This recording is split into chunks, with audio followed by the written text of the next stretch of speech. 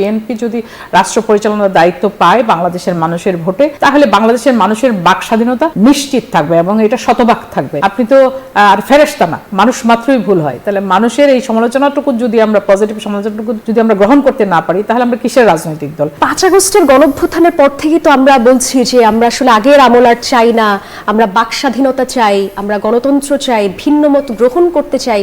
তাহলে এই যে ভিন্ন মত গ্রহণ করতে না পারা, এই বিষয়টাকে বিএনপি কিভাবে দেখছে বা আপনি কিভাবে দেখছেন প্রথমত, এবং বিএনপি ক্ষমতায় গেলে আসলে এটার কোনো ধরনের সংশয় থাকবে কিনা যে তারাও এই ব্যাপারে হস্তক্ষেপ করবে বা বাক স্বাধীনতা আসলে থাকবে?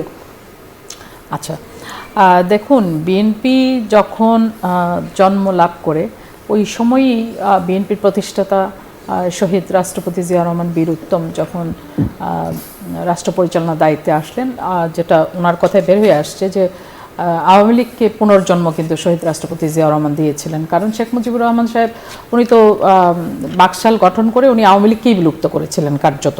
তো সেই জায়গা থেকে আওয়ামী লীগের পুনর্জন্ম তো বিএনপি দিয়েছিল।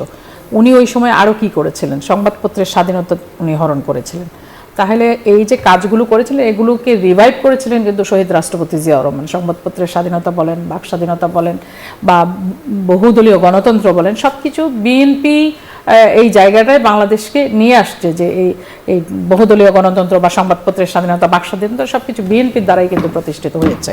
তাহলে বিএনপি এই মুহূর্তে যে নির্বাচনটি সামনে অনুষ্ঠিত হবে, আমরা এখনো ধরে নিতে চাই যে ফেব্রুয়ারিতে একটি ইলেকশন হবে, সেটা ফার্সিক্যাল হোক আর যেভাবেই হোক একটা ইলেকশন হবে। সেটাকে কেন্দ্র করে বিএনপি তার কর্ম পরিক্রমা কিন্তু চালিয়ে যাচ্ছে এবং আমরা 31 দফা দিয়েছি। আমরা বলেছি যে আমরা এই যে মানুষের বাক স্বাধীনতায় আমরা বিশ্বাস করি, আমরা মানুষের বাক স্বাধীনতাকে আমরা সমুন্নত রাখবো, এটা আমাদের পরিষ্কার ভাষায় আমাদের যিনি ভারপ্রাপ্ত চেয়ারম্যান উনি পরিষ্কার করে বলেছেন। সুতরাং আমি বিশ্বাস করি যে বিএনপি যদি রাষ্ট্র পরিচালনার দায়িত্ব পায় বাংলাদেশের মানুষের ভোটে, তাহলে বাংলাদেশের মানুষের বাক স্বাধীনতা নিশ্চিত থাকবে এবং এটা শতভাগ থাকবে।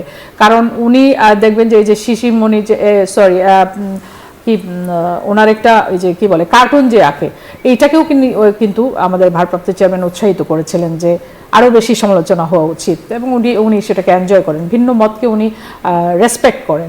শিশির ভট্টাচার্যের কথা বলছি, হ্যাঁ, শিশির ভট্টাচার্যের কথা বলছি যে কার্টুন এঁকেছিল ওনাকে নিয়ে। তো উনি সেটাকেও কিন্তু মানে করেছেন যে উৎসাহিত করেছেন যে আপনারা আরো বেশি বেশি করে সমালোচনা করেন, আমরা এটা দেখতে চাই। কারণ সমালোচনাই যদি না থাকে তাহলে আপনি শুধরাবেন কি করে? আপনার কোথায় ভুল আছে, আপনি কতটুকু ভালো কাজ করছেন, এটা যদি আরেকজন আপনার সমালোচনা না করে তা আপনি তো ধরতে পারবেন না। আপনি তো আর ফেরেশতা না, মানুষ মাত্রই ভুল হয়। তাহলে মানুষের এই সমালোচনাটুকু যদি আমরা পজিটিভ সমালোচনাটুকু যদি আমরা গ্রহণ করতে না পারি, তাহলে আমরা কিসের রাজনৈতিক দল? আমি মনে করি যে বিএনপি এই দিক থেকে পরিষ্কার আছে যে আমরা সকল মানুষকে নিয়ে রাজনীতি করতে চাই, বাংলাদেশের সকল রাজনৈতিক দলগুলোকে নিয়ে আমরা রাজনীতি করতে চাই।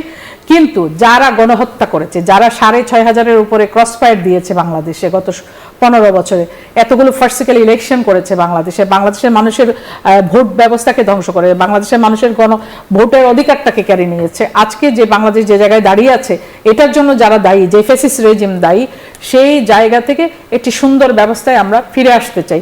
এটি কার্যত উৎসবমুখর একটি নির্বাচন বাংলাদেশে অনুষ্ঠিত হোক, যেখানে আমরা সকলে ভোট দিতে যেতে পারবো, নিজের ভোট নিজে দিব, যাকে খুশি তাকে দিব।